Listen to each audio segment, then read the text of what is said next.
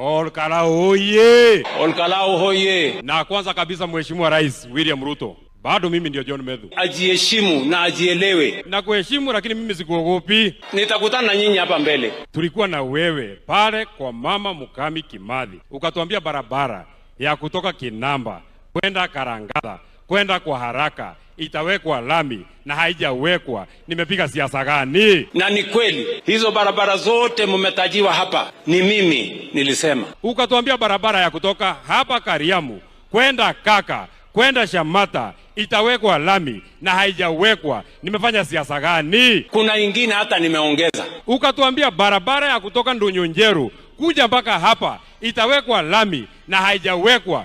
Mimi niko njiani nakuja kufanya hiyo barabara yenu. Ukatueleza kuwa barabara ya kutoka huko Murungaru kwenda mpaka Turasha kwenda mpaka huko Girgiri itawekwa lami na haijawekwa. Nimefanya siasa gani? Sasa mambo yenu iko sawa. Mimi nimepata pesa ya kuja kutengeneza barabara yenu, na mimi nakuja hapa kufanya hiyo barabara. Kazi yetu sio kuja hapa tu ati kukupigia makofi. Wewe panga kazi yako ile uliahidi wananchi. Ni mzuri tunakukumbusha mahali haijafanywa. Wewe pambana na yako.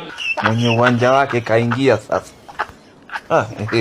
Gemu ishaisha. Wale watu ambao wanatuhubiria ukabila. Sisi tukikuchagua wewe, huku unaitwa Kamau, huku unaitwa Joroge, ulikuwa unaitwa William Kipchirchir Arap Ruto. Mimi naelewa nilipigiwa kura na watu wa mlima. Ulinitoa kwa ofisi, lakini kunitoa kwa roho za hii watu ni kibarua. Mimi nitakuja hapa kuwajibu na vitendo. Sasa huyu Chongwa alikuambia atarigijia atasaulika baada ya wiki 2. Sasa ni miaka ngapi? Uliimpichwa huko Nairobi, lakini kwa roho za watu hawa bado wewe ndio kiongozi yao. Mtu asiniletee vita yake, alete kati yangu na watu wa mlima. Mimi nilikushauri nikakwambia hawa watu ya mlima hawapendi usaliti. Mimi I know how to work with the people of mlima. You chose to listen to Kimani Ichung'wah. Sasa hii jamii imekukataa, na nilikuwa nimekuambia. Mimi siombewi ruhusa mahali popote Kenya. Nyinyi mmejua Kiaraho juzi, hamuelewi Kiaraho ni nani.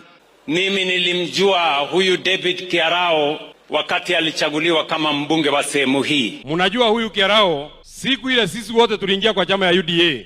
Huyu mheshimiwa Kiarao alituambia hiyo chama ni mbaya, hata ingia ataenda kwa chama mzuri. Na watu wa hapa mkamchagua kwa chama ya Jubilee. Watu wa Olkalau nataka niwashukuru sana. Na mniangalie vizuri bwana.